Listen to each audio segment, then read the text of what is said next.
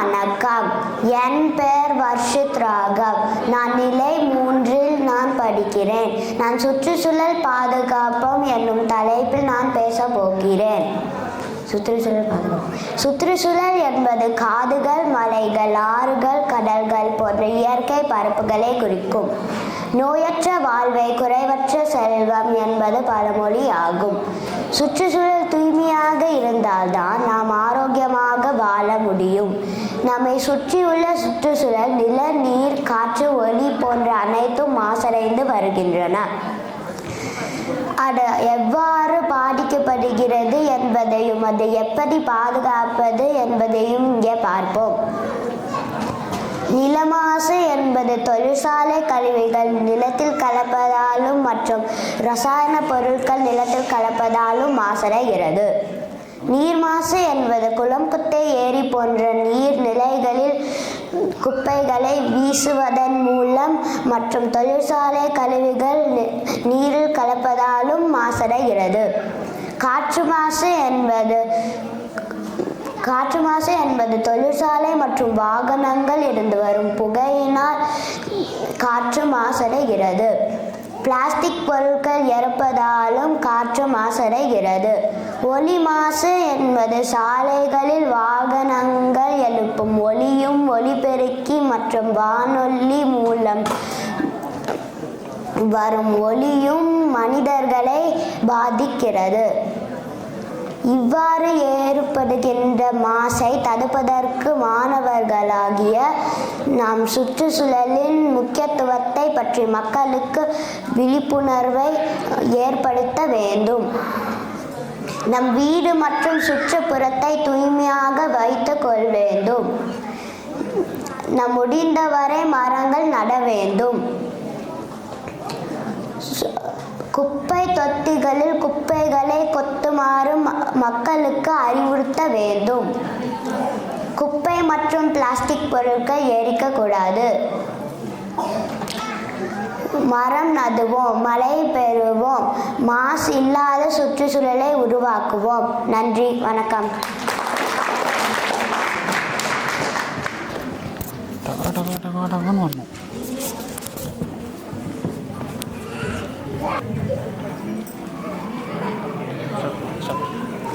என் பெயர் மைதீஸ்வர். நான் இப்போ உணவே மருந்து பற்றி சொல்ல போகிறேன். நோயற்ற வாழ்வை குறைவற்ற செல்வம் என்பது பழமொழி. உடல் ஆரோக்கியம்தான் மற்ற எல்லா செல்வம் விட சிறந்தது. உணவே மருந்து என்ற நாம் இப்போ மருந்தே உணவு என்ற நிலைக்கு தள்ளப்பட்டுள்ளோம். முன்னோர்களின் உணவே மருந்து உலகத்துக்கு சொல்லிக் கொடுத்தவர்கள் சித்தர்கள், நம் முன்னோர்கள். நொறுங்க தின்னால் 100 வயது என்று நம் முன்னோர்கள் கூறினார்கள். கேழ்வரகு, கம்பு, திணை சாப்பிட்டு வயலில் நாள் முழுவதும் வேலை செஞ்சு ஆரோக்கியமாக இருந்தவர்கள் தான் நம் முன்னோர்கள். கொழுத்தவனுக்கு கொல்லி, இளைச்சவனுக்கு எள்ளி என்று ஒவ்வொன்றும் பார்த்து செய்தது அந்த காலம். நிலை மாற்றம். இன்று நாம் எல்லாரும் உடலுக்கு தீங்கு தருகிற உணவுகளை விரும்பி சாப்பிடுகிறோம். கொழுப்பு நிறைந்த உணவுகளை வெளியே அதிகம் வாங்கி சாப்பிடுவதால் உடல் எடை அதிகரிக்கிறது. மற்ற பல நோய்களுக்கும் காரணமாக இருக்கிறது. மருந்தே உணவு. பிஞ்சு குழந்தையிலிருந்து பெரியவர்கள் வரைக்கும் மருந்து மாத்திரையிலே நம்பிக்கொண்டு வாழறாங்க இந்த காலத்தில். அதுக்கு காரணம் நம் முன்னோர்களின் பாரம்பரிய உணவுகளை மறந்துட்டு தீங்கு தருகிற உணவுகளை அடிமையானதுதான் காரணம்.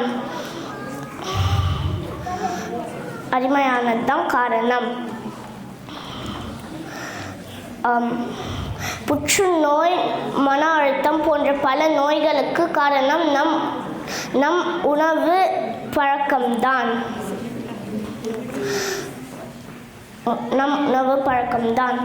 உணவுக்கு முன், உணவுக்கு பின், உணவுக்கு இடைவு என்று மாத்திரை பல பேர் எடுத்துக்கொண்டிருக்கிறார்கள். அரிது அரிது மானிடராய் பிறத்தல் அரிது என்ற ஔவையார் வாக்குப்படியும் நம் முன்னோர்களின் பாரம்பரிய உணவு பின்பற்றி ஆரோக்கியமாகவும் மகிழ்ச்சியாகவும் வாழலாம். நன்றி, வணக்கம். நன்றி மகேஸ்வர். அடுத்த தரும்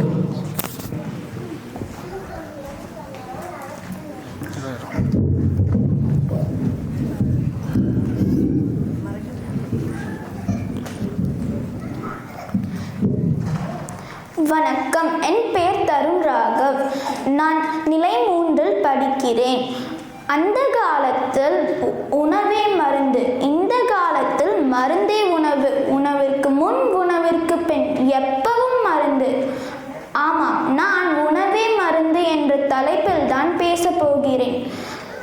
அந்த காலத்தில் சீக்கிரம் தூங்கி சீக்கிரம் எழுந்து ஆரோக்கியமாக சாப்பிட்டு இருந்தார்கள். இந்த காலத்தில் காலையில் சாப்பிடுவது அரிது. அந்த காலத்தில் திணை, கம்பு, கேழ்வரகு போன்றவை சாப்பிட்டு ஆரோக்கியமாக இருந்தார்கள். இந்த காலத்தில் அது என்னவென்றே தெரியாது. நாம் சாப்பாட்டை எதிலிருந்து செய்கிறோம், எப்படி சாப்பிடுகிறோம் எல்லாம் நம் உடல் நலத்திற்கு நல்லது. மருந்தனம் ஈன்றானாம் யாக்கைக்கு அருந்தியது அற்றது போற்றி உணன். சாப்பிட்டது செரித்தவுடன் திரும்ப பசித்தவுடன் சாப்பிடுபவர்களுக்கு மருந்து தவிர்க்கலாம்.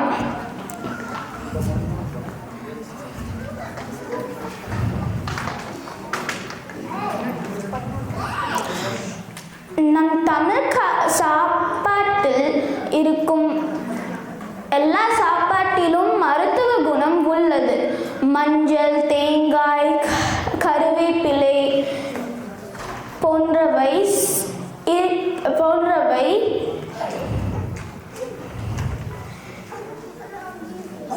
இருக்கிறது. மஞ்சளில் விட்டமின் இ, சி, கால்சியம், இரும்பு ஊட்டச்சத்து உள்ளது.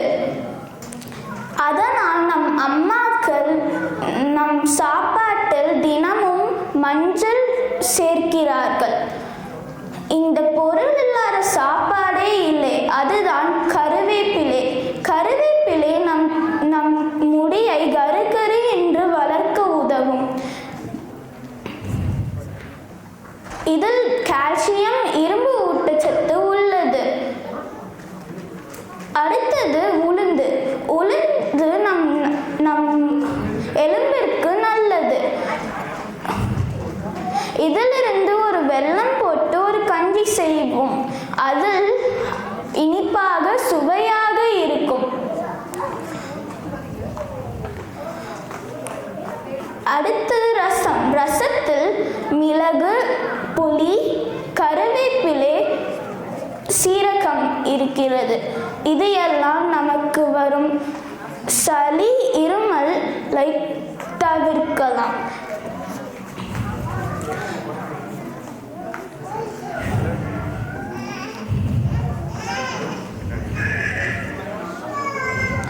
இவ்வளவு நல்ல உணவுகள் இருக்கும் பொழுது ஃபாஸ்ட் ஃபுட் என்று கேட்டாலே மிக வருத்தமாக இருக்கிறது.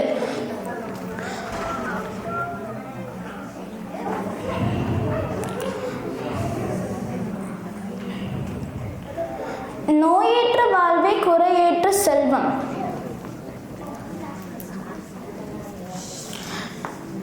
இனிமேல் நம் ஃபாஸ்ட் ஃபுட்டை தவிர்க்கவும். நம் அம்மா சமைக்கும் சாம்பார், ரசம், பொரியல், கீரை, சுண்டல் போன்றவை சாப்பிட வேண்டும். அதே போல் பழங்களில் ஆரஞ்சு சாறு, ஆரஞ்சு, எலுமிச்சை போன்றவை சாப்பிட வேண்டும். தினமும் நிறைய தண்ணீர் குடிக்க வேண்டும். இப்படிக்கு என் அம்மா சமைத்த சாம்பார் சாதத்தை சாப்பிட போகும் தருண். நன்றி, வணக்கம்.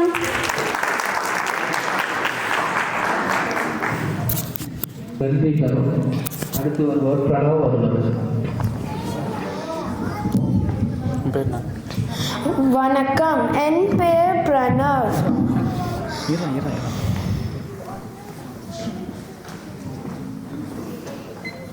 வணக்கம், என் பெயர் பிரணவ். நான் சுற்றுச்சூழல் பாதுகாப்பது பற்றி பேச போறேன். இயற்கை இறைவன் நமக்கு அளித்த கொடை.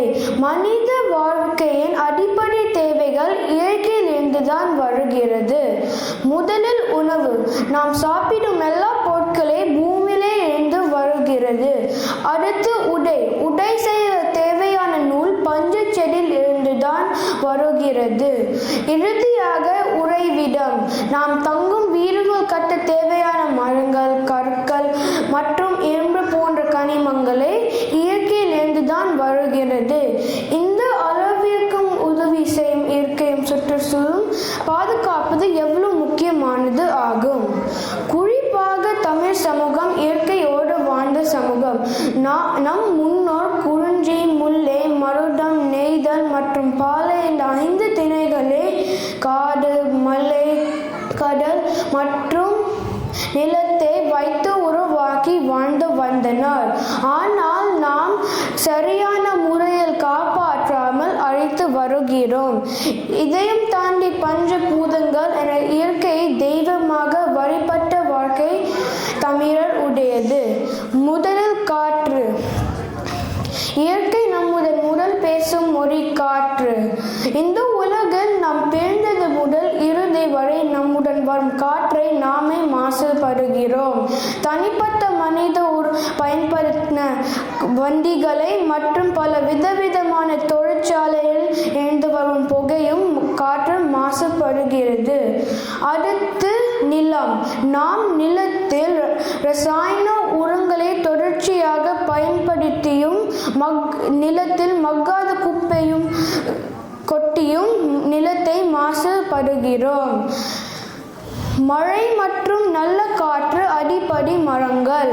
நாம் தேவையற்ற முறையில் மரங்கள் வெட்டி விடுகிறோம். முன்பு ஒரு வீட்டில் வாழை, தென்னை, வேம்பு என பல மரங்கள் இருந்தது. பின்பு பல மரங்கள் ஒரு மரமாகி பின்பு மரமில்லாத வீடுகள் உருவாக்கி விட்டன. அடுத்து நீர். மனித தேவைகளில் முக்கியமானது நீர். சுற்றுச்சூழல் காடுகள், ஏரிகள், ஆறுகள் அழித்து மழை மற்றும் நிலத்தடி நீரை குறைத்து விட்டோம். இதையும் தாண்டி கழிவுகள் நீரில் கொட்டி நீரை மாசு செய்கிறோம். புதுசான நோய்கள் உருவாக்கி விட்டோம். நிலாவில் நீர் தேடியவதை விட பூமியில் இருக்கும் நீர் பாதுகாப்பு தான் முக்கியமானது. இறுதியாக வானத்தையும் விட்டு விடவில்லை. தொழிற்சாலையின் மாசுகளால் வளிமண்டலமே கெட்டு போக ஆரம்பித்தது. ஓசோன் ஓட்டை வரை சென்று விட்டன. இப்படியே போனால் இயற்கையின் வளங்கள் அழித்து மனித வாழ்க்கை அழிய தொடங்கும். இத்தகைய அழிவுகள் இருந்து சுற்றுச்சூழல் பாதுகாப்பது எப்படி? இன்னும் முக்கியமான வழிகள் உள்ளன. முதலில் தனி மனித சுற்றுச்சூழல் பாதுகாப்பது. இரண்டாவது சமூக அளவு சுற்றுச்சூழல் பாதுகாப்பது. நாம் நம்மால் முடிந்த வரை வீட்டில் மரங்கள், செடிகள், கொடிகள் வளர்க்க வேண்டும். சமூக அளவில் காடுகள் அழிக்காமல் அதை பாதுகாக்க வேண்டும். அரசாங்கத்தின் அறிவுரைப்படி தொழிற்சாலையில் இருந்து வரும் கழிவுகள் சுத்தம் செய்து வெளியே விட வேண்டும். அதே போல் வீட்டில் மக்கும் குப்பையும் மக்காத குப்பையும் பிரித்து கொட்ட வேண்டும். இயற்கை மற்றும் எளிதில் மக்கும் பொருட்களை பயன்படுத்தி நெகிழி பொருட்களை தவிர்க்க வேண்டும். நம்முடைய மழை மற்றும் நீர் நல்ல முறையில் சேகரிக்க வேண்டும். அரை மைல் தூரத்துக்கு போக காரை பயன்படுத்திவிட்டு அரை மணி நேரம் ஜிம்மில் ஓடுவது போல் இல்லாமல் சிறிய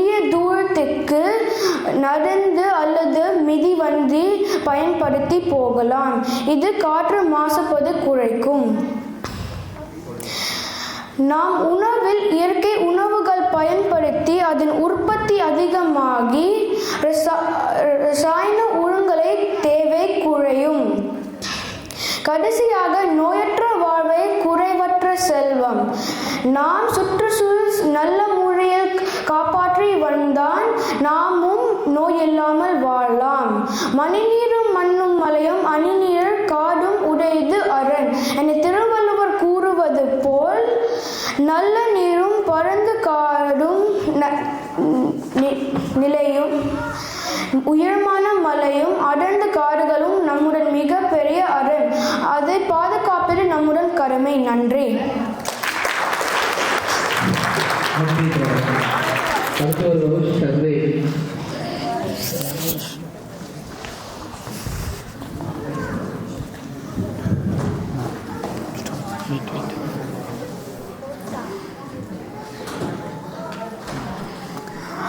ஆதியில் தோன்றிய மொழி, முச்சங்கம் வளர்த்த மொழி, தேனினும் இனிய மொழி, செம்மொழி என்னும் மகுடம் சூடிய எம் தாய்மொழியாம் தமிழ் மொழிக்கு எனது முத்தான முதற்கண் வணக்கத்தை தெரிவித்துக் கொள்கிறேன். அவையோர் அனைவருக்கும் என் நெஞ்சார்ந்த வணக்கங்கள். என் பெயர் சர்வேஷ். நான் இன்று பேச எடுத்துக்கொண்ட தலைப்பு தமிழின் தனித்தன்மை. ஒவ்வொரு மனிதனும் தன்னுடைய உணர்வுகளையும் கருத்துக்களையும் பகிர்ந்து கொள்ள மொழி மிகவும் அவசியம். ஆதி காலத்தில் வாழ்ந்த மனிதன் ஒலி எழுப்புவது மூலமும் அதற்கு பின்னர் வாழ்ந்த மனிதன் சைகை மூலமும் தன்னுடைய கருத்துக்களை பகிர்ந்து கொண்டான். பின்பு அந்த சைகை மொழிக்கு ஒலி வடிவம் கொடுத்ததனால் உருவாக்கிய மொழி படிப்படியாக வளர்ந்து இன்று உலகெங்கும் 7000ற்கு மேல் மொழிகள் பேசப்பட்டு வருகின்றன. அவற்றுள் இயல்பாக தோன்றிய நாம் தமிழ் மொழிக்கு 16 பண்புகள் உள்ளன என்கிறார் பாவனர். அவை தொன்மை, முன்மை, ஒன்மை, எளிமை, இளமை, வளமை, தாய்மை, தூய்மை, செம்மை, மும்மை, இனிமை, தனிமை, பெருமை, திருமை, இயன்மை, வியன்மை ஆகும். குரலோடு கலந்த மொழிகளில் என் குருதியோடு கலந்த மொழி தமிழ் மொழி. நாம் தமிழ் மொழியானது குமரி கண்டத்தில் தோற்றம் பெற்றதாக நம்பப்படுகிறது. பிற்காலத்தில் அக்குமரி கண்டமே நீரில் மூழ்கி அழிந்து போனாலும் நாம் தமிழ் மொழி இன்றும் நிலைத்து உலகெங்கும் பரவி தமிழ் கூறும் நல்லுலகம் விரிவடைந்து கொண்டே இருக்கிறது.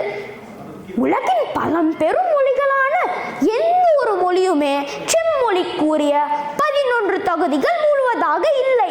ஆனால் நாம் தமிழ் மொழிக்கு மட்டுமே உண்டு. இதனால் 2004ஆம் ஆண்டில் இந்திய மத்திய அரசு நாம் தமிழ் மொழியையே செம்மொழி என்று அறிவித்தது. நாம் சிறிய வயதில் தமிழ் கற்க ஆரம்பிக்கும் போது ஆ என்றால் அம்மா என்று உணர்விலிருந்து படிக்க தொடங்குவோம். ஆனால் பிற மொழிகளில் உணவிலிருந்து தான் படிக்க தொடங்குவோம். அதுதான் வேற்று மொழி. உணர்விலிருந்து தொடங்குவது தான் நாம் தமிழ் மொழி. அது மட்டும் அல்ல, வேற எந்த ஒரு மொழியின் பெயருமே ஒருவருக்கு பெயராக வைக்க முடியாது. ஆனால் நாம் தாய்மொழியை சுட்டி பாருங்கள், தமிழ் மாறன், தமிழ் செல்வி என்று. அந்த பெயரை கேட்கவே எவ்வளவு அழகாக இருக்கின்றது என்று. உலக மொழிகள் பலவற்றுள் நாம் தமிழ் மொழி மட்டுமே இன்றும் பேச்சளவிலும் ஏட்டளவிலும் அழியாமல் இருக்கின்றது. தமிழின் இனிமையை பாராட்டாத இலக்கியங்களே இல்லை. தமிழ் விடுத்துள் என் நூல் இருந்தமிழே உன்னால் இருந்தேன் இமையோர் விருந்தமிழ்தம் என்றாலும் வேண்டேன் என்று வானோர் அமிழ்தத்தை விட சிறந்தது நாம் தமிழே என்று கூறுகிறது. அக்கால மக்கள் வீர வாழ்க்கையையும் கொடை சிறப்புகளையும் கொண்டிருந்தனர். அதுக்கு எடுத்துக்காட்டாகவே 10 பாட்டும் 8 தொகையும். பிற மொழிகளில் இல்லாத அளவிற்கு நாம் தமிழ் மொழியில் மலையளவு அறநூல்கள் உள்ளன. ஆழ்ந்து அகர்ந்து தேடினாலும் திருக்குறள் போல் ஒரு அறநூல் வேறு மொழியில் உண்டோ? ஆங்கிலம், பிரான்ஸ், ரஷ்யன், ஜெர்மன் போன்ற மொழிகள் தோன்றுவதற்கு பல நூற்றாண்டுகள் முன்பே இலக்கணத்திற்கு ஒரு தொல்காப்பியம், இலக்கியத்திற்கு சங்க இலக்கியங்கள், நீதி இலக்கியங்கள் போன்ற பலவற்றை கொண்டுள்ள ஒரு தொன்மையான மொழிதான் நாம் தமிழ் மொழி. பிற பல்வேறு மொழிகளை கற்று திகழ்ந்த மக்களின் எழுச்சி நாயகனான பாரதியார் நாம் தமிழ் மொழியை இனிமை என்கின்றார். இப்பொழுது புரிகின்றதா? இதனை தான் பாரதியார் யாமறிந்த மொழிகளிலே தமிழ் மொழி போல் இனிதாவது எங்கும் காணும் என்று கூறுகிறார். தமிழின் சிறப்புகளை உணர்ந்த மேலை நாட்டறிஞர் டாக்டர் ஜியு போப் தமிழை நன்கு கற்று தன் கல்லறை ஒரு தமிழ் மாணவன் என்று பொறிக்கச் செய்தார். இவ்வாறு நாம் தமிழின் சிறப்புகளை கூற கூற ஒரு வற்றாத நதி போல் தோன்றிக் கொண்டே இருக்கும். அத்தகைய சிறப்பும் தொன்மையும் கொண்டதுதான் நாம் தமிழ் மொழி. அதனால் நாம் தமிழை காக்க முடிந்தவரை தூய தமிழில் பேச வேண்டும் மற்றும் தமிழின் அரிய நூல்களை பேணி பாதுகாக்க வேண்டும். எங்கள் வாழ்வும் எங்கள் வளமும் மங்காத தமிழென்று சங்கே முழங்கு என்று பாரதிதாசன் குறிப்பிட்டது போன்று நாம் தமிழ் மொழியை வளமாக நினைத்து அதன் தனித்தன்மையை காப்போமாக. வாழ்க நிரந்தரம், வாழ்க தமிழ் மொழி, வாழிய வாழியவே. எங்கள் தமிழ் மொழி என்றென்றும் வாழியவே. வாழ்க தமிழ் மொழி, வாழ்க தமிழ் மொழி, வாழ்க தமிழ் மொழியே. வாழ்க தமிழ் மொழி, வளர்க தமிழ் மொழி. நன்றி, வணக்கம்.